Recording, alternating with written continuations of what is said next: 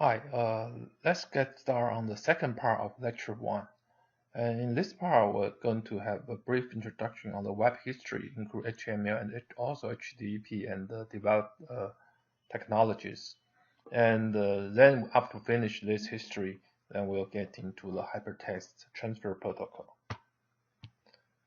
If you use the web for a while, for example, from the 90s, if you're old enough, then the web page you first encounter will be look like this. This is the old Yahoo's homepage. So that's pretty simple. But in that time, many people, most of people just know that the web is composed with the HTML. So let's get into HTML's history first. In the early days, around the early 1990s, the HTML 1.0 was come out. That was originally proposed and developed by Tim Berners-Lee. Actually, he developed HTML and HTTP at the same time, but here, at this time, we look at only HTML. The HTML has evolved for around 20 years. In 95, they have HTML 2.0, 97, 3.0, and the same year, 4.0 come out. And up to that point, actually, HTML is just a formatting language, which means that it's a markup language rendering the content to your most in that time the PC screen. And so in the 98, that time World Wide Web Consortium, we say WCC, has been formed. So they think that we might use this kind of markup language to represent everything, not just rendering the content to your browser. So in 98, we can say that the father or mothers of HTML was proposed. Actually, this father and mother is proposed later as than HTML. So that's the SML. So in 98, the SML 1.0 was developed. Then after HTML, after XML 1.0 come out, then HTML actually was just stopped. Have further evolution because in later HTML they always follow the syntax of HTML, syntax of XML. The XML is simply just a couple of guidelines, and we'll get into the XML in a little bit detail in the later part of this course. And then there's a one HTML follow the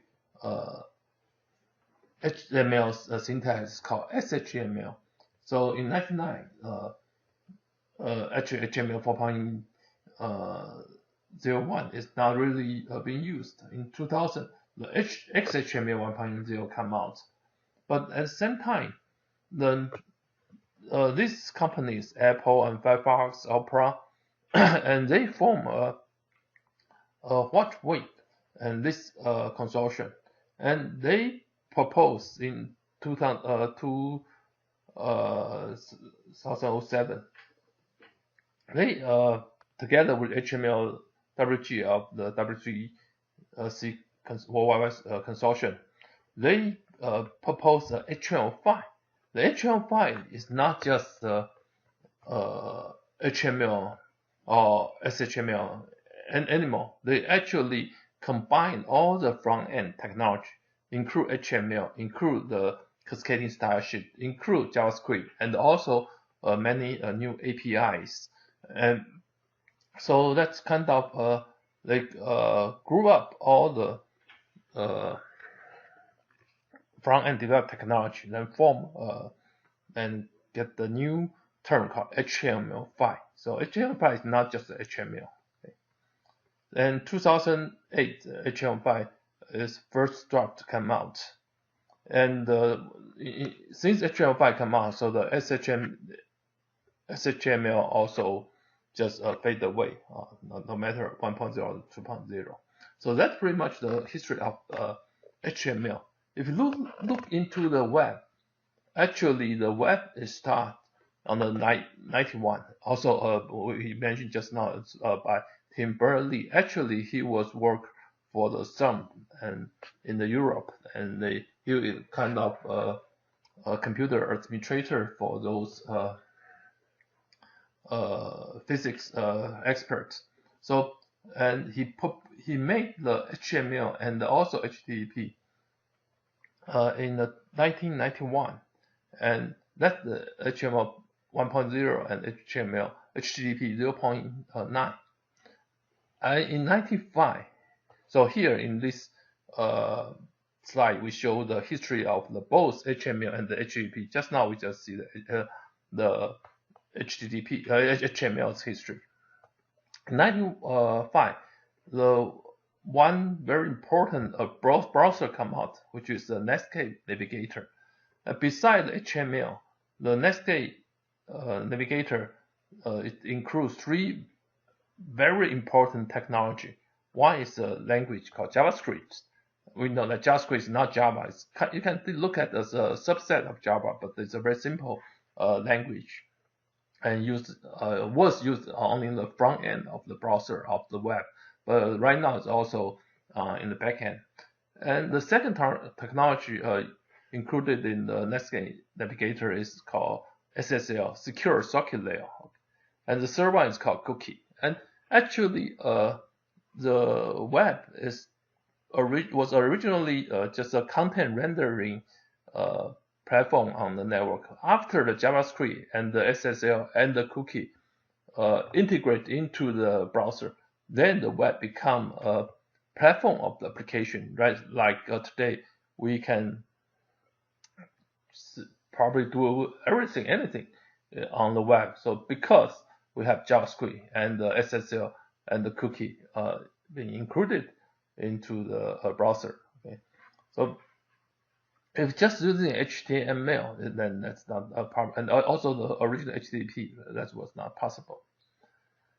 And also since the browser got so many capabilities, and on the server side, there are all kinds of the server development technology was proposed. And originally, all those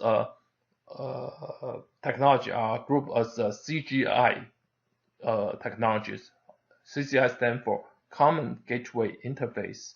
And originally, we use Perl or the those script language, or sometimes we use C or Java on the server side.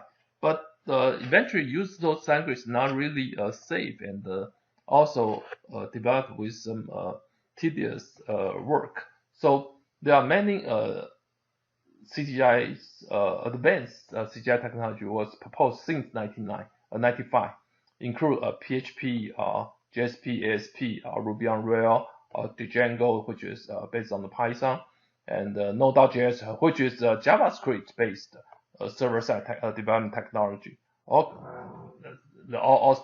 come out starting from the 95. In 97, we know the HCL 4.0 come out, and the HTTP 1.1. And 1.1 is a very important one, because a 1.1 version of HTTP, Hypertext Transfer Protocol, actually include the cookies and the SSL, and those issues related to the communications has been considered and integrated into the HTTP 1.1. In 98, then we know that we have XML come out. In year 2000, and that's also a year we have to mention. In year 2000 is a dot-com bubble year. All those newly started company just went down because the bubble effect. But at the same time, the RESTful style, REST we're going to discuss this later. Right now in the IoT, Internet of Things, and wearable, and all kinds of API, they're all based on the REST technology, RESTful API. So that's also the year worth to mention. In 2002, there's a mobile wire come up. That time it's called the Wireless Application Protocol, but it is kind of fade down in a couple of years since the wireless platforms and the environment just advanced quite fast. But at that time, some very important concepts, for example, the push proxy gateway, come out in the wireless world. In 2004, the Web 2.0, and 2.0 actually did not involve too many development technology. However, that's a concept of the people on the internet, on the web, they can share and they can develop and contribute their content and their efforts and work together, cooperate together. Based on that concept, the Wikipedia, YouTube, or even lately the Kickstarter, Uber, or Airbnb, and all these kind of newly formed business or the services are based on the idea of Web 2.0. And 2006 or 2007, the YouTube come out and also the iPhone come out. In 2010, and there's an article said that web is dead since everybody use iPhone. But actually, that's is not really true, and we'll discuss that just in a second.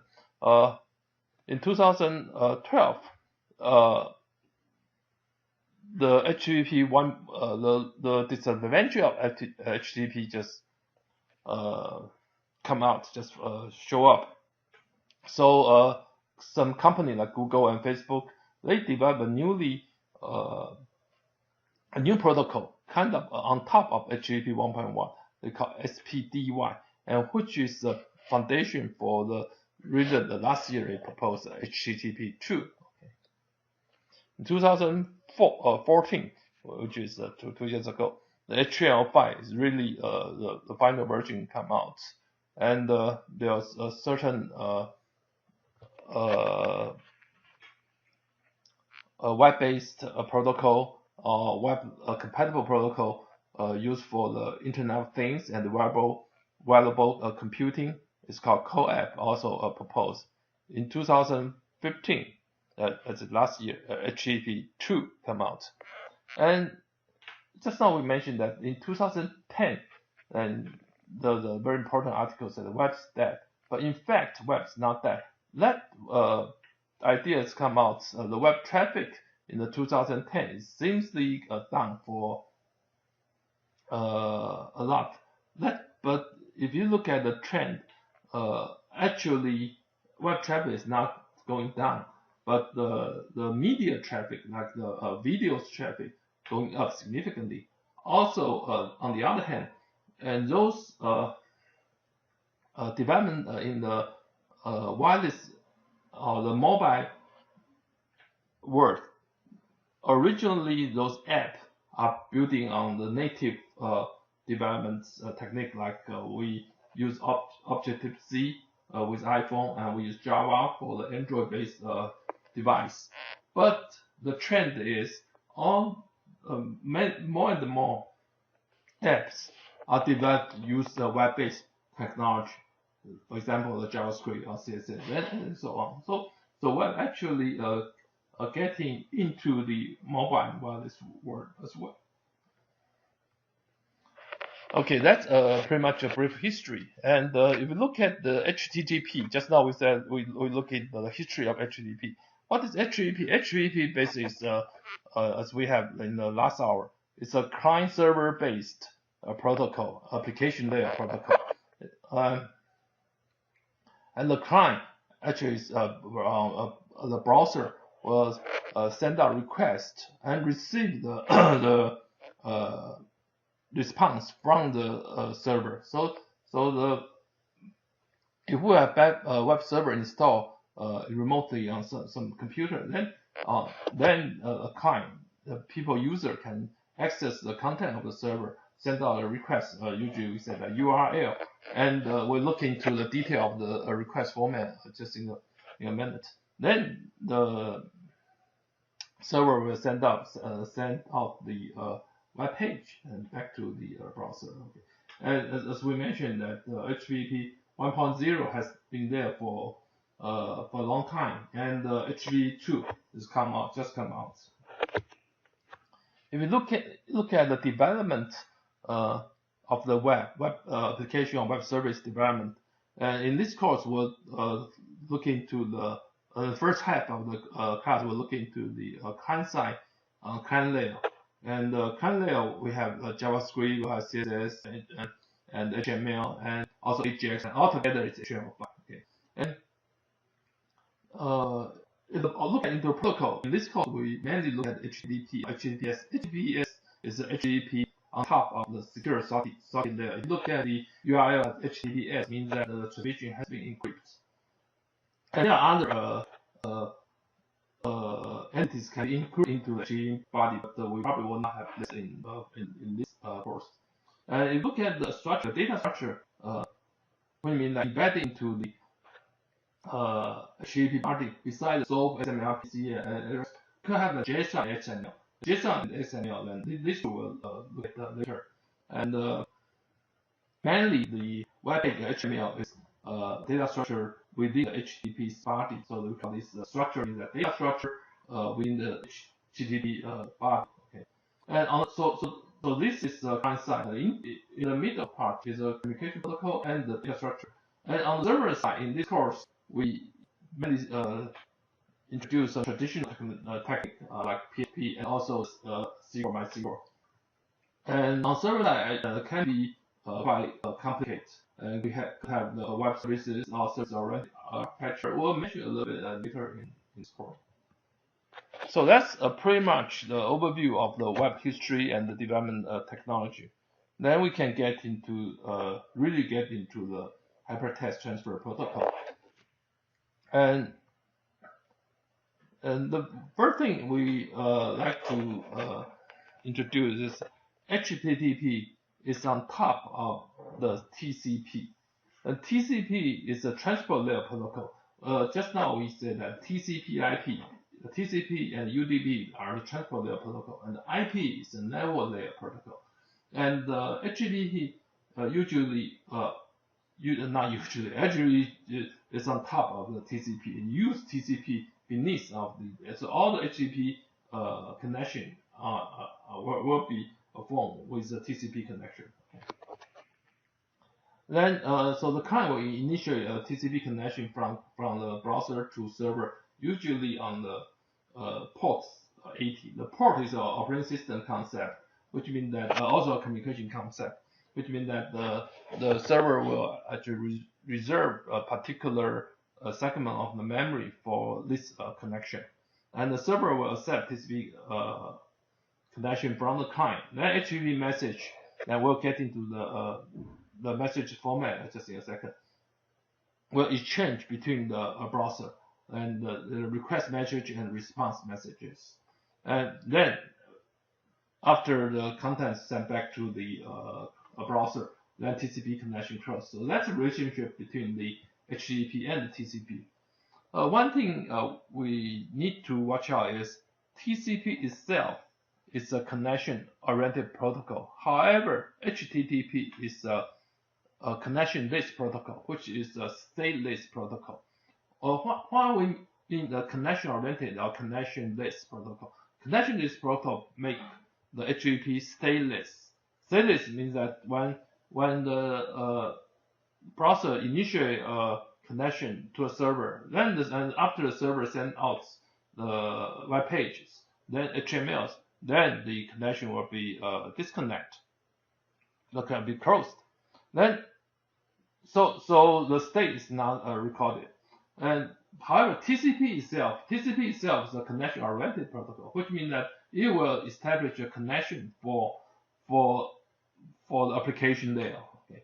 So why HTTP is used for stateless? Because the stateless protocol is much more simple. Okay, so HTTP is a quite simple protocol, although right now it has more than 200 pages in text. But compared with the TCP, is a relatively simple protocol. And TCP itself is a connection-oriented protocol. So TCP protocol is much more complex. But since HTTP is stateless or connectionless, then how can we make application, how the client and server will remember what the user's actions. And as we mentioned earlier, the Netscape browsers, they include the cookies feature. So using cookies and the sessions and those are concepts, actually we can maintain the applications as actions with HTTP. So actually itself is stateless, but since there are the other features have been added, then we still can make this as HTTP as a base for the application platform.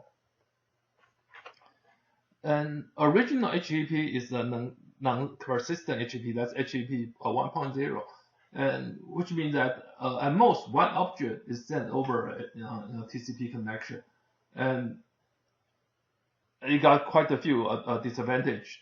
So in the HTTP 1.1 in the 98, if you look back into the history in the HTTP 1.1 and 97, okay, then HTTP 1.1 has been proposed. And that time, the HTTP has become a persistent. Persistent means that multiple objects can be sent over a single TCP connection between the client and server.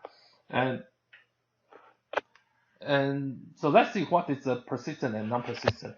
In the non-persistent HTTP, that's HTTP 1.0.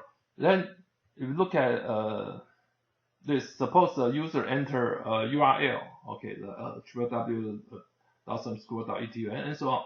Then and the right hand side is the browser, and right hand side is the server section.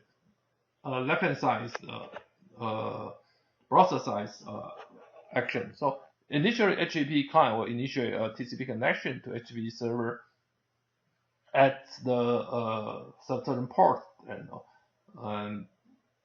at the server side.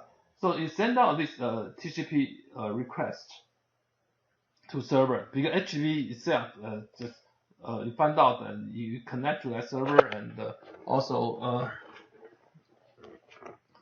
access some content. It just try to see if that server is there. And when server receives the request, and it will accept the connection, then notify the client, say that okay, I'm alive, then you can send the information come out. So this time the HTTP will send a request message, and we'll look into the format of a request message just in the following step. Then which containing a URL and some other information. Then through the server again. Okay, so actually we type something, and the first round trip, like from this client to server and server to client, and actually our request message had not really been sent. This request message has been really sent up at least the third round. Okay, this turnaround time and the third round. Sometimes we call this in the TCP we call this a three-way handshaking. And the third actions, the request really sent out to the HTTP server. Okay, then the HTTP server process the request, then send out response message back to the browser. Then after HTTP server send out the web server send out the response to back to the client, then the server just close the TCP connection. So we said the TCP connection is actually costly. With three-way handshake, then we send out the web page back to the browser. Then the HTTP client receives the response message. That is HTML-based file. Okay, let's say it's index.html. But here the problems come out for the non-persistent HTTP. You find out within this HTML file, it still got 10 reference JPEG objects. So in this example, we have index message, index file, HTML file with 10 JPEG images. Then what? Then we'll go back to step one. The client again, since the web server this connection has been closed, right? So we are going to do the previous step for 10 times, get the second image, then get the third image, then get the fourth image, and so on and so on. So that's basically what the first couple of years, actually the first 6 years of the web is working this way.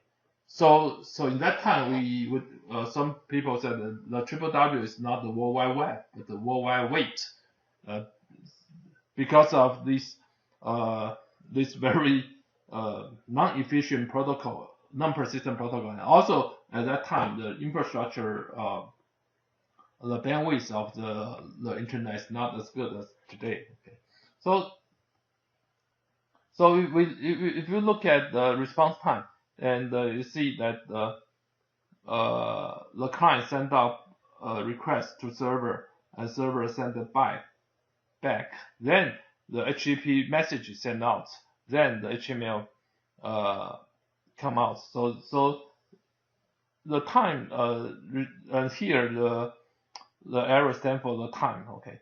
So the time the browser send information out and also get information request back, and we call it a round trip time. Although this is quite dynamic, okay, it depends on the status of the network, but we can model it with, it's called RTT, round trip time. So as we said in the non-persistent HTTP, then for one simple HTML we need this much time, and for also some transmission time. Okay, the transmission depends on how much information we have in this page. So it's 2 round trip time plus transmit time. And so if we have 10 JPEG images with this page, then we have to repeat this for 10 times. So for the non-persistent connections, we actually set up the 10 connection and close the 10th connection, and so that's not really good. So HTTP 1.0 is 1.1. It proposed a non-persistent.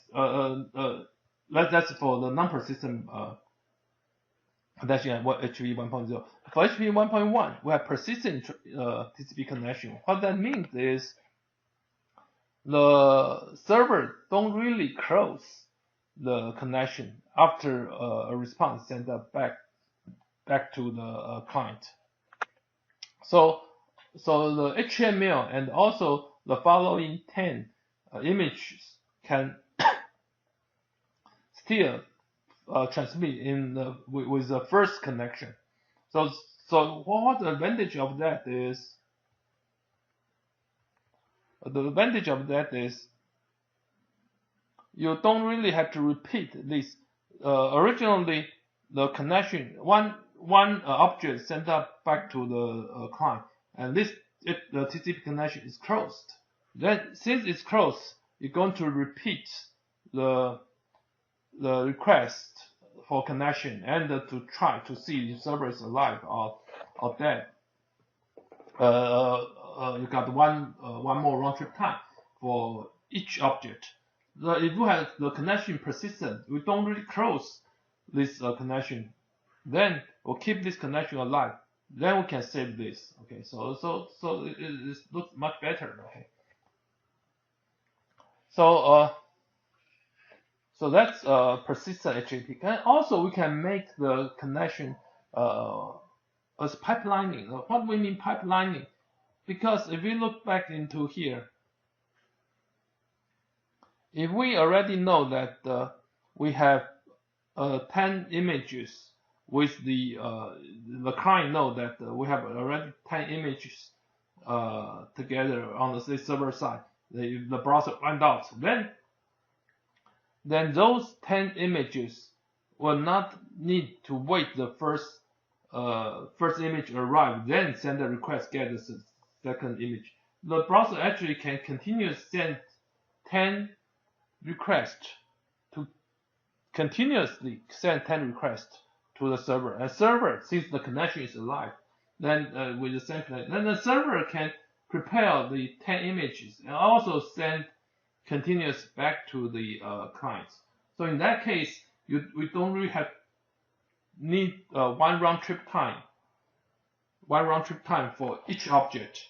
Up beside the first object, first index file, we need 2 round trip times, since we need to have 3-way handshake, then send the first HTML back. And later on, for the following 10 images, we can continuously send out the request, and also the image are continuously sent back to the server. So this improvement we call pipelining.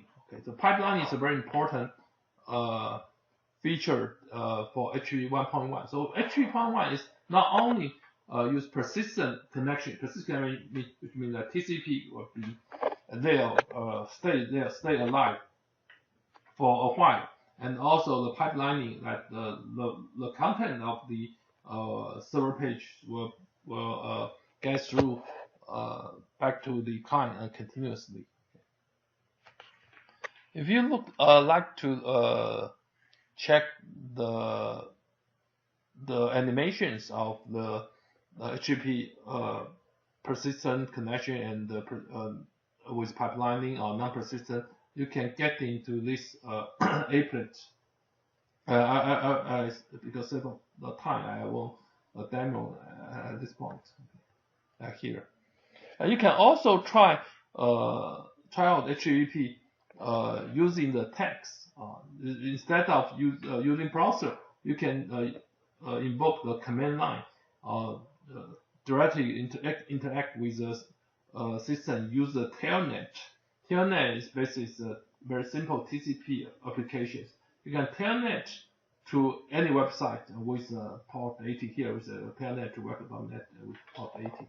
Then you can type the request message. Okay, request a get and something with HTTP's version. Then the look response message sent out by the HTTP server. So actually we can make up the compose the HTTP request message from the command line. Okay, so after we set up the TCP connection.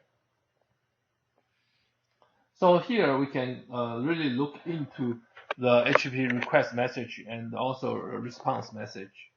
As we mentioned earlier, like the protocol data unit in the application layer we call message, and the protocol data unit in TCP layer, how we call the TCP segment, right? We can go back to there quickly, have a quick review. The protocol data unit in application layer we call message. The protocol data unit in transport layer or TCP and UDP we call segment. The protocol data unit in network layer like the IP we call the datagram, so-called IP datagram, TCP segment or HTTP message. And the protocol data unit in link layer we call friend, like the Wi-Fi friend or Ethernet friend. So that's our token ring friend. So that makes basically the protocol data unit. Now here we're looking into the protocol data unit details of HTTP message.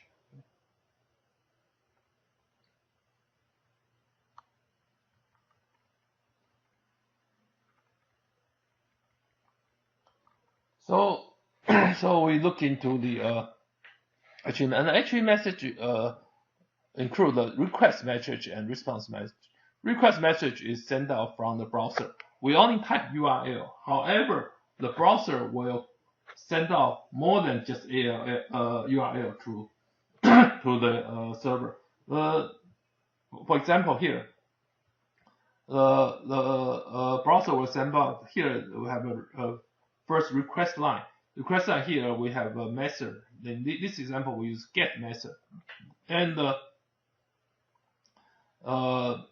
some HTML. On that server, under certain directory, now we have a HTML file, and that's the request that particular file, and based on the protocol HTTP 1.1. Okay, so that's the first line. And beneath this request line, we'll have more than one header lines. excuse me. And the first header line, actually, we already have that included in our URL, which is the first part of the URL. For example, www.someschool.edu. So that is the host, the host name of the server, host name of the HTTP server, or host name of the web server, and also the content. And that's what the users type in, right? It's provided to the browser. But the browser sends more information to the server, includes, for example, here the user agent. What user agent is the browser? So what type of the browser you use? You might use the Internet Explorer or Firefox or Chrome and so on. It's a Mozilla 4.0. Okay. Then next is the information also sent out to server connection close, which means that after you get this information to web page to me, then you're going to close this TCP connection, or we can say keep alive. Okay, either connection close, or we say web after you get HTML come out, well, you should keep this connection alive. Now we can say keep alive. Okay, here we say close. The accept language FR stands for French, which means that the language setting, default language setting for the browser is right now use French. Then if you have the web page in the French version, then please send me up with the French version of the HTML back to this browser. So we can say this we have an English, a Mandarin Chinese character, or simplified Chinese character, and so on. So and what are this part? If we use get, actually the following just some carriage return and line fit. Okay. Then if we use post, there's another method called post. Okay, here's get. Use post. Here we can send out more information. This information might be some like you type in certain data, or you want to send that to the server. Then here we're going to have the name value pairs, a variable name and the value name, variable name and value, and then down here. But with the get method, it's simply just like this. Okay. So here later on we could have entity body. So if we look into the general format of the HTTP request message, look like this: a method of get, post, and so on, some others, and the space and URL and version. Then the some header lines and character return, line feed. And this character return and line feed was based on the old typewriter. Okay. Then next we have the entity body. As we mentioned, beside the get method, we could also have the post method. The post method is mainly for the web page, include the user input. The input is loaded to server in this entity body part. It's a variable name and also its value in here. And if we use get method, we can also send some information out to a user. Then in that case, you probably the input will be loaded into URLs. And sometimes if you look into the URL lines, and you see that there's a question mark. Then later on, there's some ampersand and some variable name and its value, and those things were very long URL. You enter the information in, then the URL is quite long. And we mean that you scan method, and those information are sent up with the header lines. Okay, it's not in the body. So if we in a header line, usually we say that it's not that good because your information are just very show in plain text to the user. However, if you put that using the post and send information in the entity body, does not really mean it's safe, because it's just not showing on the header line, not showing in the browser. And with certain tool like Wireshark we'll use for the first lab in this course, then you actually can see the information in the entity body. So if you want to make sure, but using post is a little bit better than using get. It's not directly show up on your URL. Okay. So so we want to really be safe, then we need to use HTTPS to encrypt the information we send out. Okay. In the HTTP 1.0, all HTTP before the 1998, just get and post and head 3 method. What is head? Head means that the server to legally request object out of the repository. It is mainly used for the testing. Okay. You can forget about this. But after the 98, the HTTP 1.1, then besides get, post, head, you also have put delete method. Put delete means that we can put certain file, can upload certain file in the entity body and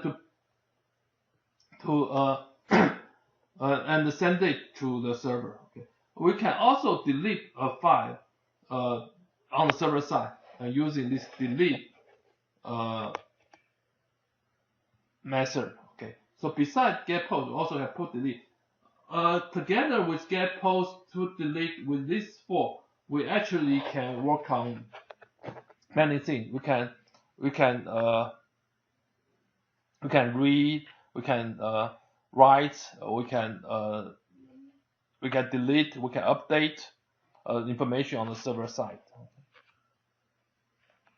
Sometimes we say the crawl, create, read, update, delete. So if you have those crawl capability, we can do everything for the information processing, right? We have a database, well, not only we just work on the read, update, and create, delete, and all these things.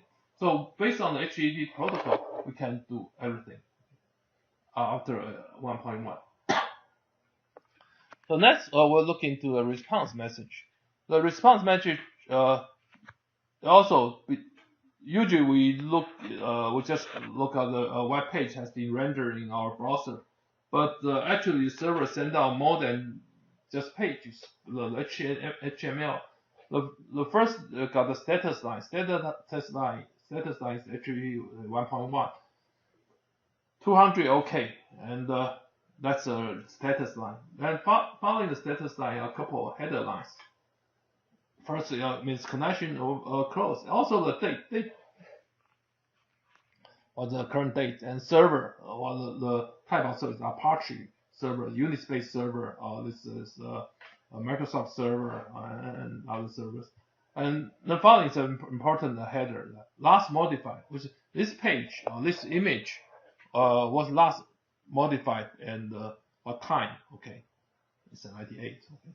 And also the content length and the content type. The type could be HTML. Also, it could be say a JPEG or other XML and so on. So the content type is specified here. Then the browser will, based on the content type, will render this information, this content show up for user. The first status line, if everything is fine, then what we're going to have is 200 OK, and the browser will do what it should do. And there are other status like 301, 400, and 404 maybe a status you might encounter before. It's not found, which means that the request document is not found on that particular server. Maybe the developer changed, move around the web content. Then at that time you might encounter the 404 not found. And to develop the web-based application, this cookie feature we had to look at quite carefully. Okay. Now, what is cookie? Cookie basically is set by the user servers that maintain the user server states. Originally we said that HTTP itself is a stateless protocol. So after the connection closed, then just the state is not maintained. So So a developer can keep certain information with the browser. Then in that information we call it cookie. Okay. In the HTML5 it's called web storage. Okay. In the HTTP 1.0 and the HTTP's protocol we call cookie. But right now, if we want to develop the HTML5 based on HTML5, then this cookie is called web storage. We'll get into this later when we get into HTML5 as well. Okay, so many websites use cookie. And cookie is a header line. Okay, header line in the HTTP response message. And cookie header it's also in the request message. The server side will put the cookie response to and record it with the client.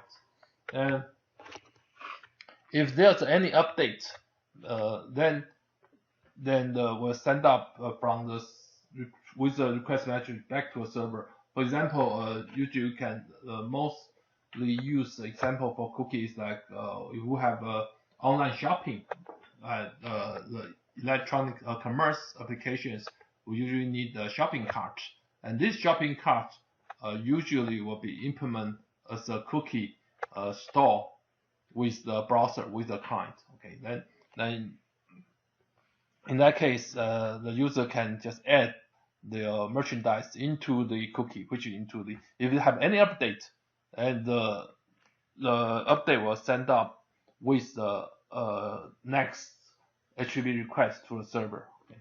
So that's the so cookie will keeping the state here, like this is example, like server first time server can using the set cookies header to set variable eBay and also value with the eBay 1678, and store that in the cookie file on the client side. And then if this information change, they send back to the server as well. Okay, and back to the server. Actually, cookie was sent up with each information back to the server, which means that each request the cookie was sent back to the server.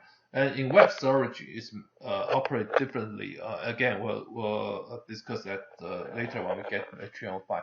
So this response, if the server has set its cookies, set the cookie value with the browser, then browser will set the cookie value with the next request to the server. So if the user changed the value here, then the new value will send back to the server as well. And so here is 1 week later. 1 week later, this cookie might be kept with the client for a week. And actually, we can have many. We can set up the different expiration time for the cookie. We can say for shortest life period, we can say that after this process closed, then the cookie disappears. Then we can do that. And also we can keep the cookie for 1 week, or for 2 weeks, for a month, for a year. And so we can set up an expiration date for each cookie. So if you set the expiration date more than one weeks for this cookie, so next time user open the browser or log in and get into the server, then the server can read the cookie, say what the cookie look like. So as a developer, we have to do it very carefully for the cookie. We cannot save the very important information with the cookie, because although your server is secure, you cannot guarantee that all your user's computer is safe. If your user computer has been virused or hit by some broker or hacker, then then this important cookie information might be stealed. Okay, so developer also have watch out carefully when the developer use this cookie feature. Okay, and cookie usually used for shopping cart. Also authorization you have to use carefully. Okay, or recommendation and user session states. And cookie permit a site to learn a lot about you. So you might supply name and email to the site, and search engine use a redirection and cookie to learn the more information. The advertising company can obtain information across the site with cookie. So cookie can be used. You have to watch out with privacy issues. So that is cookie. And also another feature of the web we should watch out is the web cache or proxy. Okay. We say that originally we say that web is a client server based system. The client send up the HTTP request to server send back the response to the client. But we can also have a middle server in between the client server. We call the proxy server. In proxy server, actually is kind of the stand as a middleman for between the client server. And when client send up the request, it sent to the proxy server first. Then if the that particular object, that HTML file, that image has been accessed or has been accessed before, then it will be kept and stored in this proxy server. So in that case, you don't really have to get information from the server. Then you can get the information directly to the proxy server. So usually, like in our university, we will set up a proxy server. Then if our students have already accessed that particular image or file, or then we don't really have to get information. So it's back to the original server.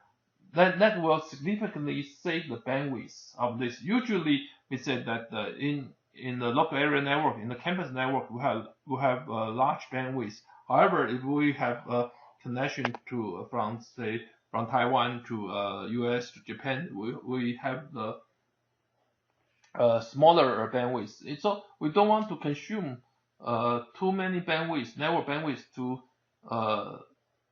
get those repeated object repeated and the same thing get again and again.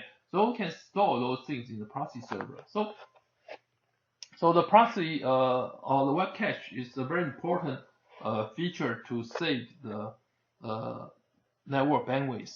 Okay. And the cache is server, like both client and server. And so to the client it's a server, or to a server it's a client. Okay. So if you look at this, I don't know if you remember earlier we said that we have peer-to-peer, P2P, peer model. Then which means that in identity work as both client and server. To the client it's a server, to a server it's a client. Okay. It's kind of two phases, and typically the cache, this web proxy or web cache is a proxy server installed by ISP, for example, the university, a company, a residential ISP. Then we have this to save the hour bandwidth and reduce the response time for the client request, and reduce the traffic on this university's access link, and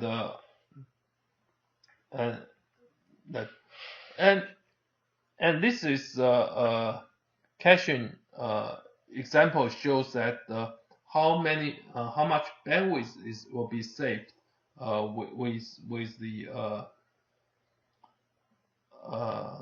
server. This is a local area network, that's a public internet, and I'll skip this due to the time limit. If we are in the computer networking course, and we'll discuss this in a little bit detail.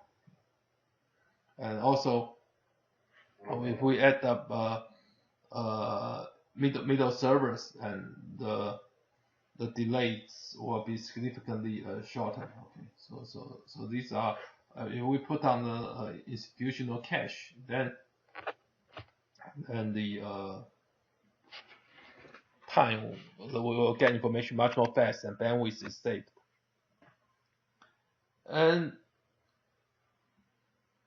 then this is the last concept we'll discuss for the when we use a cache, and also a way to improve the performance. How we use a cache to improve the performance. Okay. How we know the information is updating? Since we have the cache like this, we have a cache or proxy server like this, then we get the old information from this proxy server. However, the server might already update the web page or update the image. Then in that case, how can we get the latest information from the server or from the proxy server? So in that case, there's a feature called conditional get. Why are we doing this? This is between the cache and the server. And you can also look at from the proxy, from the browser to server. So originally, when user sent up the request, then if you remember the format of the response message, in response message here we have a header line called last modified, which means that this particular page was modified at that particular time. So this will be saved in the proxy server, in the web cache. Okay, so this for each content of we get from the server, we have this information, that what this information was last modified. When was last modified? Then this is saved in the cache, right? So when the cache and when the proxy server receive this request, it will check last modified. Then it send out a request message to server say that if you have any modification after this last modified date, then you send the new information back to me. Then I'll pass the information to user. Otherwise, your response, the HTTP server response, will be not 304, not modified. Not modified means that what you store in the proxy server or web cache is the latest, is a new. you don't really have to get those image or file back. Then the proxy server just get the information, the file is stored back to the user, and the browser just render the old content, actually the latest content, to the same user or maybe to the other user. Okay, so because as long as the user don't really care your information is from the server or from the cache, as long as it's latest, it's not modified information. So get this from here. Then how about if the information is modified? If information is modified, here we don't really have another status called a modified. For not modified, we have 304 not modified. Then why we don't have another status line, say like 305 modified? Since it's already modified in the server side, on the server side, then you just send out the data directly to the proxy server. So it send out the 200 OK status and also with the latest, the modified data to the proxy server or cache. Then this proxy server send the information back to the browser. Then the browser will render the latest information for the user. So here we don't really require another modified status. Also, if it's modified, just send the data with the response. Okay, so this called conditional get. Then this scheme will maintain the latest kept the latest information be sent to the browser. Okay. So that's pretty much a quick introduction on the HTTP, Hypertext Transfer Protocol. And for our first lab, you're going to use Wireshark and to analyze the web traffic. And so here some tools will you probably will use. And there are also quite a few plugins with the browser. For example, Live HTTP header, you can install this and look into the information you get header part of the HTTP request and response. If you want to work on those scripts, you can use also GreaseMonkey. So and also many others. So these are the tools you might use for the first lab. So that's pretty much the I'd like to introduce for the first lecture. Okay, then the next lecture we'll get to the HTML and CSS.